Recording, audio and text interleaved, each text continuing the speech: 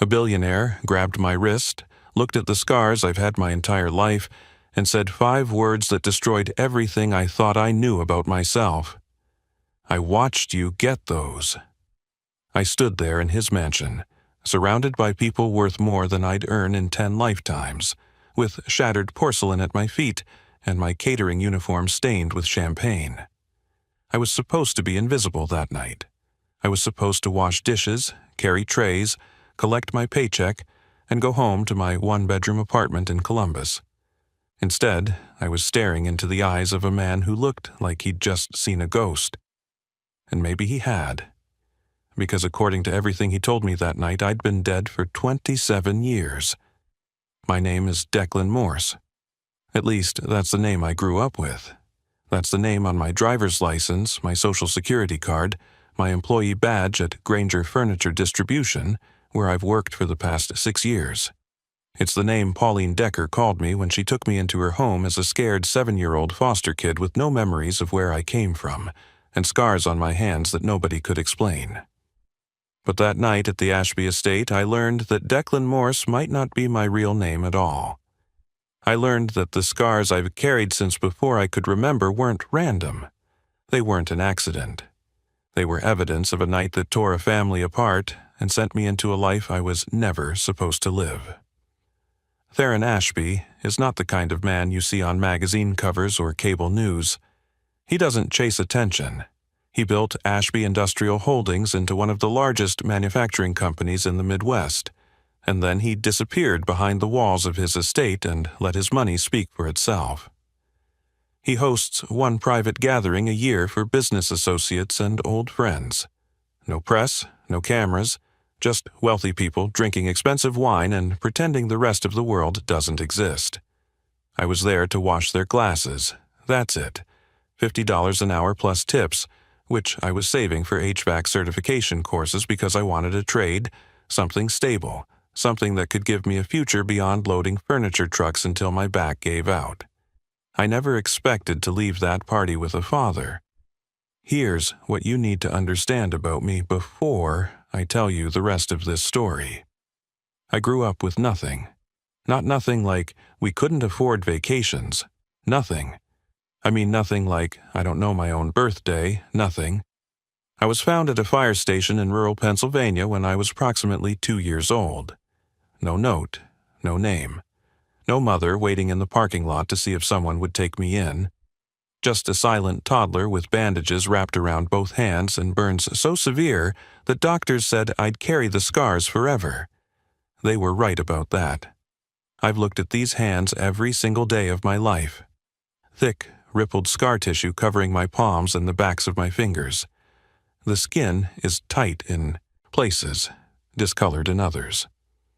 When I was a kid, other children would stare. Some would ask if I was contagious. Teachers would wince when they saw me raise my hand in class. I learned early to keep them in my pockets, to avoid handshakes when possible, to deflect questions with a shrug and a simple, "I was in an accident when I was little." But that was a lie. I didn't know if it was an accident. I didn't know anything. The social workers guessed. The doctors theorized. Nobody actually knew how a toddler ended up with burns like mine, alone at a fire station, with no one coming to claim him. I used to dream about it. Not the fire itself, because I don't remember that. I'd dream about a woman's voice calling my name. Except in the dream, she wasn't calling me Declan. She was calling me something else. Something I could never quite hear, and I'd wake up reaching for her with these scarred hands, grasping at nothing. For 27 years, that's all I had. Dreams that faded by morning and questions that nobody could answer. Then I broke a $12,000 vase at a billionaire's party, and the man who owned it didn't yell at me. He didn't threaten to sue. He didn't demand I be fired. He looked at my hands like he recognized them, like he'd been waiting to see them again. And in that moment, standing in the wreckage of his antique porcelain with 100 guests staring at me, I felt something I hadn't felt since I was a child waiting for someone to pick me up from the fire station. I felt like someone was finally coming for me. What happened next changed my life in ways I still don't fully understand. It gave me answers I'd stopped hoping for. It gave me a father I never knew existed. And it forced me to confront a truth about my mother that was more painful than any scar she left on my hands. This is the story of how I went from being nobody's son to discovering I was the missing heir to a fortune. But more than that, it's the story of how I learned that the scars we carry aren't just damage. They're proof that we survived, and sometimes, if we're lucky, they're the map that leads us home. The morning before everything changed, I woke up at 5:30 like I always did. My apartment was cold because I kept the thermostat at 62 to save money. I made instant coffee, ate a bowl of cereal standing over the sink, and drove my 12-year-old Honda Civic to Granger Furniture Distribution, where I'd worked since I was 23. That was my life. Not glamorous, not exciting, but mine. I supervised a team of 8 guys on the loading dock. We moved sofas, bed frames, dining tables, anything that came through on the trucks headed to retail stores across Ohio and Indiana. The work was physical and repetitive, but I didn't mind it. There's something honest about loading a truck. You start with an empty trailer, you fill it with product, you send it on its way. At the end of the day, you can see exactly what you accomplished. No ambiguity, no politics, just work. My coworkers knew me as the quiet one. I showed up on time, did my job, helped when someone needed a hand, and kept my personal life to myself. Most of them had families to go home to, wives, kids, mortgages, weekend soccer games. I had my apartment, my savings account, and my plan to get certified in HVAC repair so I could eventually move into something with better hours and benefits. That's the thing about growing up in foster care. You learn early that nobody is going to hand you anything. Every good thing in your life, you build yourself. Every safety net you weave with your own hands. I had no inheritance coming, no family business to fall back on, no parents who could co-sign a loan or let me crash in their basement while I figured things out. Everything I had, I earned. I'm not saying this for sympathy, I'm saying it because you need to understand who I was before I walked into that mansion. I was a guy who had made peace with his limitations. I knew where I came from, which was nowhere. I knew who my family was, which was almost no one. And I had stopped asking the questions that used to keep me awake at night. Almost stopped, anyway. The one person who came close to being family was Pauline Decker. She fostered me from age 7 until I aged out of the system at 18, and she never stopped being part of my life even after the state stopped paying her to keep me. Pauline was a retired cafeteria worker living on Social Security in a small house outside Zanesville. She had fostered more than 30 kids over the years, but she always said I was the one who stuck. I visited her every other Sunday. We'd sit on her porch if the weather was nice, or in her cramped living room if it wasn't, and she'd ask about my job and my love life and whether I was eating enough vegetables. She worried about me the way mothers worry, even though she'd never officially been mine. One Sunday, about a month before the party, I asked her something I hadn't asked in years. Do you ever wonder about them? My real parents? Pauline set down her coffee cup and looked at me with those sharp brown eyes that always saw more than I wanted to show. I used to, she said. When you first came to me, I used to imagine all sorts of stories. Maybe they were young and scared. Maybe something terrible happened and they couldn't take care of you. Maybe they were looking for you somewhere and just couldn't find you. And now? She reached over and patted my scarred hand. She was one of the few people who never flinched when she touched them. Now, I think some questions don't have answers, Declan, and some answers won't give you peace. You have to build your own peace. I nodded like I agreed. But that night, alone in my apartment, I stared at my hands for a long time. The scars were part of me in a way nothing else was. They were the only thing I had from before. The only physical proof that my life existed before that fire, stationed in Pennsylvania. Somewhere, someone knew how I got them. Somewhere, someone remembered the fire that marked me. And even though I told myself I'd stopped searching, I knew that wasn't entirely true. I'd just gotten better at hiding the search, even from myself. The catering gig came through the following week. A staffing agency I'd signed up with 6 months earlier called with an offer. Private event at a lakeside estate. 1 night of work. $50 an hour plus a share of tips. I did the math and said yes immediately. I didn't ask whose estate, I didn't ask what kind of party. I just saw the dollar signs and thought about how many more HVAC study guides I could buy. Looking back, I wonder if there was something else pulling me toward that mansion.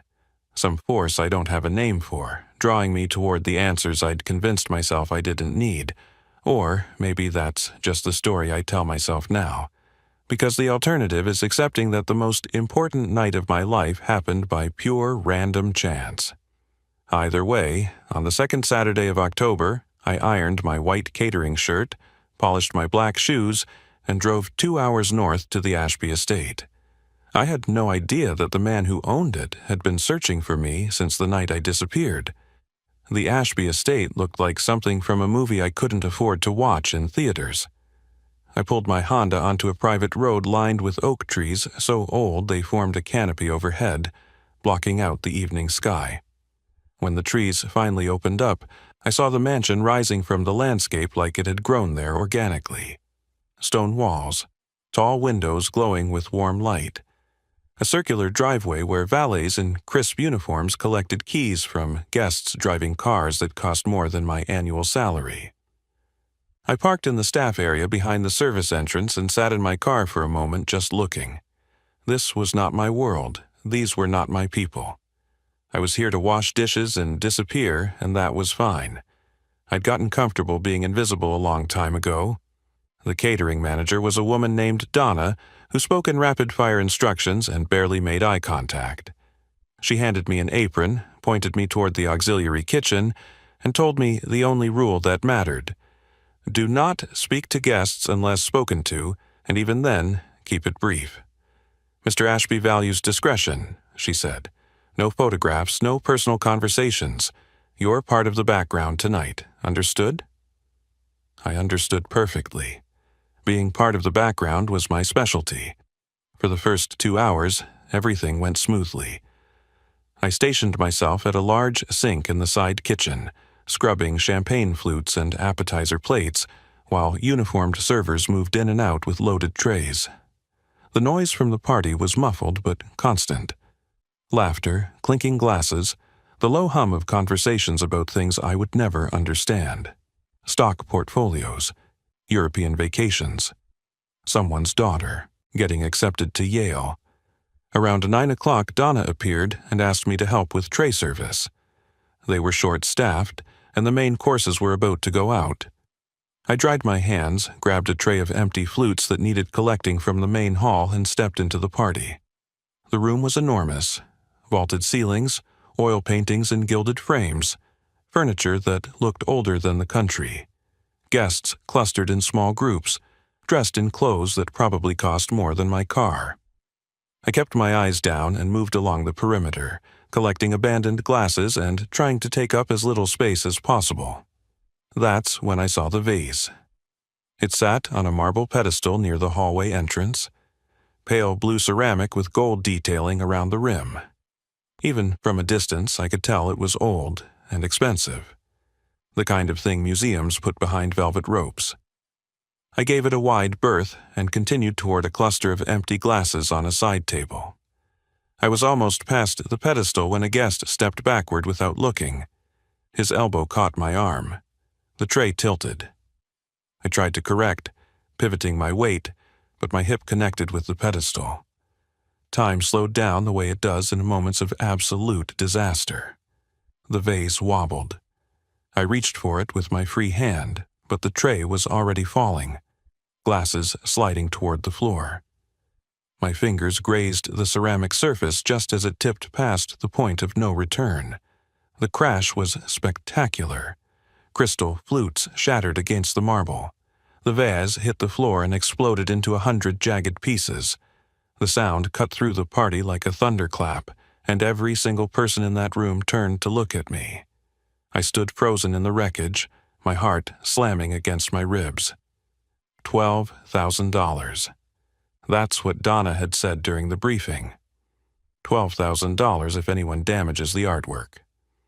I didn't have $12,000. I barely had $2,000 in my savings account, and that was earmarked for certification courses. Donna came rushing over, her face pale with horror. She was already apologizing to the heir, to the guests, to anyone who would listen. I opened my mouth to say something, but no words came out. Then I heard his voice. "Everyone, please.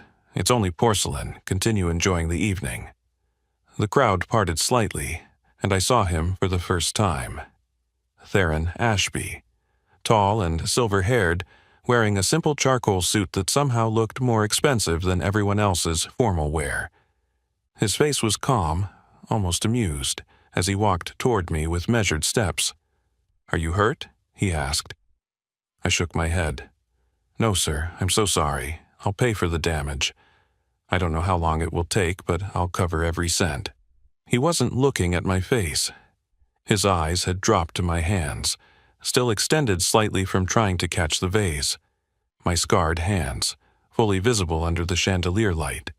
The calm drained from his expression. Something else replaced it. Something I couldn't identify. His lips parted slightly, and I watched the color leave his face like water draining from a sink.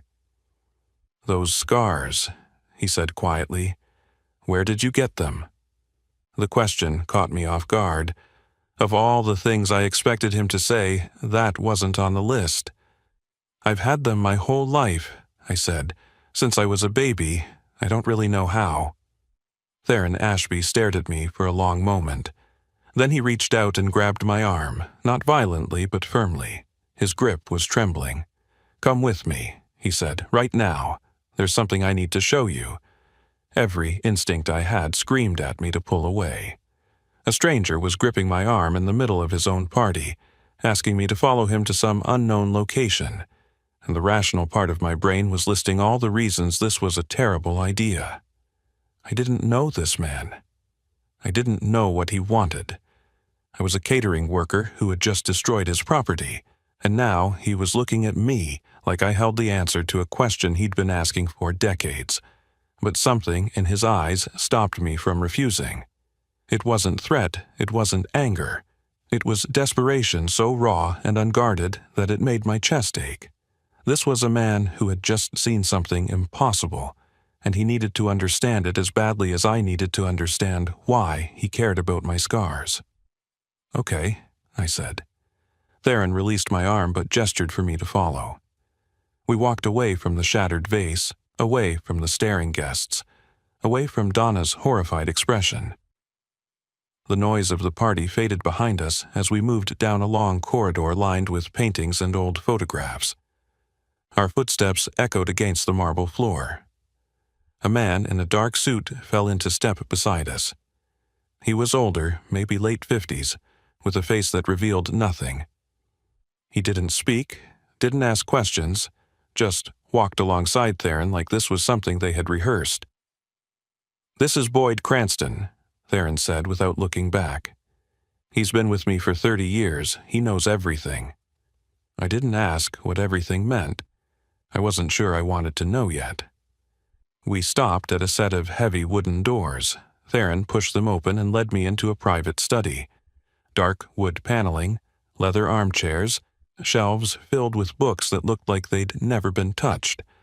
A fire crackled in a stone hearth despite the mild October weather, but none of that held my attention. The far wall did. It was covered with photographs. Dozens of them, maybe hundreds, arranged in careful rows and clusters. A younger version of Theron appeared in many of them, his hair dark instead of silver, his face unlined by the years. Beside him in almost every image was a woman.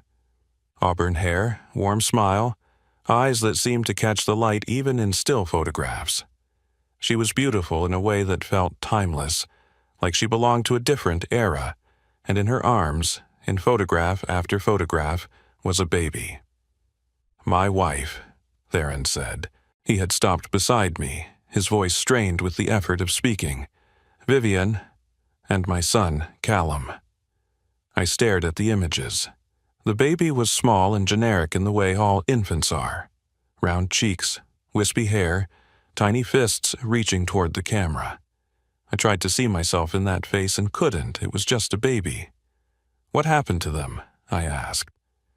Theron was silent for a long moment. Boyd stood near the door, arms folded, watching us both. "There was a fire," Theron finally said. "Our home in Pennsylvania. I was traveling for business. Vivienne and Callum were alone. By the time firefighters arrived, the house was destroyed. They found Vivienne's remains in the wreckage." He paused, and I saw his hands clench at his sides. "But Callum's body was never recovered. The investigators said the fire burned too hot. They assumed nothing would have survived. I buried an empty casket next to my wife and tried to accept that my son was gone. Pennsylvania, fire, a child around 2 years old." The words landed like stones in my stomach. "But you didn't accept it," I said. "No." Theron turned to face me fully. "I hired private investigators. I spent 15 years and more money than I can calculate searching for any sign that Callum might have survived. And 2 years into that search, one of my investigators found something." Boyd stepped forward and handed Theron a folder. Theron opened it and pulled out a document, yellowed with age. A child matching Callum's description was left at a fire station in Clearfield County, Pennsylvania, approximately 60 miles from where our home burned. No identification. Severe burns on both hands. The child was placed into foster care. Sealed records, a new name. The trail went cold, and I couldn't find him no matter how hard I tried. My mouth had gone dry. I couldn't speak. Theron reached into his jacket and withdrew a photograph. It was old and creased from being handled countless times. He held it out to me, and I took it with trembling fingers. It showed an infant's hands wrapped in white bandages. Only the fingertips were visible, tiny and pink against the gauze. "This was taken in the hospital after the fire," Theron said. Callum grabbed a piece of burning debris trying to reach his mother. The doctors said his scarring would be permanent, distinctive, unlike anything they had seen before. He reached for my hands and turned them palm up. The scars caught the firelight, the same rippled texture I had looked at every day of my life. "Show me," he whispered. I held my hands next to the photograph. The infant's hands were tiny, the bandages covering everything. But the placement of the damage, the way the scarring wrapped around the thumbs, the pattern of the deepest burns near the base of the palms matched exactly. "I watched you get those scars," Theron said, his voice breaking. "I wasn't there, but I've seen them in my nightmares every night for 27 years. I looked at this man, this billionaire, this stranger who might be my father, and for the first time since I was a child, I felt tears sliding down my face. The question that had been building inside me finally broke free. If I'm your son, why was I abandoned? Why didn't anyone come looking for me?" Theron exchanged a glance with Boyd. Something passed between them, a silent communication built on decades of trust. Boyd nodded once and walked to a cabinet in the corner of the study. He produced a key from his pocket, unlocked the cabinet, and retrieved a leather folder. 2 years ago, we obtained access to records that had been sealed since the night you were found," Boyd explained. "Hospital intake documents from the fire station in Clearfield County. A judge finally granted us access after years of legal petitions." He handed the folder to Theron, who held it like it contained something fragile and dangerous. "What's in there?" I asked. Theron opened the folder slowly. Inside was a medical intake form dated October 1997. I could see the official stamps, the handwritten notes describing a male child approximately 2 years old with severe burns on both hands. No identification, no parents present. Found at fire station entrance at approximately 3 in the morning. But attached to the medical form was something else. A single sheet of paper, handwritten, the ink faded but still legible. Theron held it out to me. "Read it." I took the paper. The handwriting was shaky, uneven, like it had been written by someone exhausted or injured or both. The words made my blood turn cold. His name is Callum. His father is Theron Ashby. Theron doesn't know what I've done. Please protect my son. Tell no one. If Theron finds out the truth, he will destroy himself. I set the fire. I couldn't escape what I became. But Callum can. Let him be someone new. Let him be free. V. I read it 3 times. The words refused to arrange themselves into anything that made sense. V, I said. Vivienne, your wife? Yes. She set the fire. Theron closed his eyes. When he opened them again, they were wet with tears he wasn't trying to hide. Vivienne struggled after Callum was born. Postpartum depression, the doctors called it. But it became something darker, something I didn't recognize until it was too late. She refused treatment. She pushed me away. I was traveling constantly, building the company, telling myself that she just needed time. I didn't see what was happening right in front of me. His voice cracked, and he paused to steady himself. The fire investigator ruled it an electrical accident, faulty wiring in an old house. I never questioned the finding. I blamed myself for not being there that night. I never once imagined that Vivienne could have done it deliberately. Boyd spoke quietly from his position near the cabinet. Based on the timeline we've reconstructed, Mrs. Ashby started the fire, then experienced a moment of clarity. She got Callum out of the house and drove him to the fire station. She left him there with the note and drove away. Her body was found a mile from the station. The official report assumed she had somehow been ejected from the house during the fire's collapse. No one investigated further. I felt sick. The room seemed to tilt around me, and I grabbed the edge of Theron's desk to keep myself upright. My mother tried to kill us both. Then she saved me. Then she died alone on a dark road while I waited at a fire station for someone to find me. Why didn't you put out a public search? I asked. Why didn't you release my name and photograph to the media? Theron's voice was barely audible. Because I believed my son was dead. The investigators told me there was no body because the fire burned too hot to leave remains. I accepted it. I buried an empty casket beside my wife and mourned you both. I mourned you for 27 years, Callum. I'm sorry. I'm so sorry. He stepped forward and took my scarred hands in his own. His grip was firm but gentle, the hands of a man who had spent decades building things with careful precision. I need to know for certain, he said. I believe you're my son. Everything tells me you are, but I need proof that neither of us can doubt. Will you take a DNA test? I looked at this man who might be my father. I saw decades of grief etched into the lines of his face. I saw hope fighting against the fear of disappointment. I saw a man who had never stopped searching for a son the world told him was dead. And I saw myself in 30 years if I walked away without knowing the truth. Yes, I said, I'll take the test. 3 days later, I sat in my apartment staring at my phone. The laboratory had promised results within 72 hours. When the email arrived, I couldn't bring myself to open it for almost an hour. Finally, I clicked. The result was 99.98% paternity match. Declan Morse, the abandoned foster kid with no past and no family, was Callum Theron Ashby. I was the missing son of a billionaire. I was the child everyone believed had died in a fire 27 years ago. I was not nobody. I had never been nobody.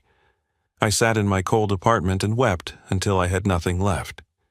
The weeks following the DNA confirmation didn't transform my life the way you might expect. I still woke up in my one-bedroom apartment. I still drove my 12-year-old Honda to work. I still supervised the loading dock at Granger Furniture Distribution, moving sofas and bed frames while my coworkers talked about football and weekend plans. But something inside me had shifted.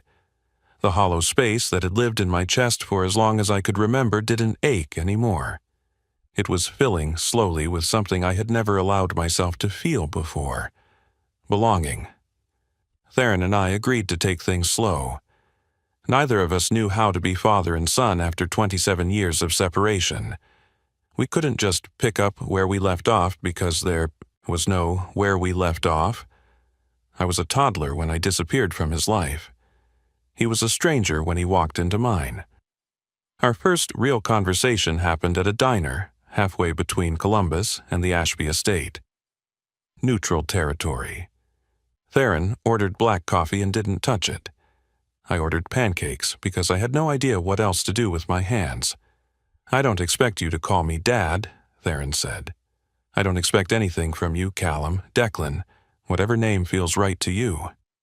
"Declan," I said. "That's who I've been for most of my life. I'm not ready to let go of that." He nodded slowly. "Declan, then, I just want the chance to know you, whatever that looks like. However long it takes." "I don't know how to do this," I admitted. "I've never had a father, not a real one." Theron wrapped his hands around his untouched coffee cup. "I don't know how to do this either. I've spent 27 years being a father to a ghost. Talking to you, sitting across from you, watching you breathe is more than I ever thought I would have again, so we'll figure it out together." We started with weekly dinners. Phone calls that were awkward at first, filled with long silences and false starts. But gradually, the silences became comfortable. The conversations became real. He asked about my life, my work, my friends, my dreams. He didn't try to fix anything or offer money or sweep me into his world of wealth and privilege. He just listened. I told Pauline everything. She sat on her porch swing while I explained about the party, the vase, the scars, the DNA test, all of it. When I finished, she was crying, but not from sadness. "I always knew you were meant for something, Declan," she said. "I never knew what. Now I understand. You were meant to find your way home." I hugged her for a long time. She'd given me a home when no one else would. She had loved me when I believed I was unlovable. Finding Theron didn't erase what she meant to me. If anything, it made me appreciate her more. I finished my HVAC certification 3 months later. Not because I needed the money anymore. Theron had already made it clear that I would never want for anything financially. But I needed to complete what I had started. I needed to prove to myself that I could build something with my own hands, even now that I knew where those hands came from. Theron came to the graduation ceremony.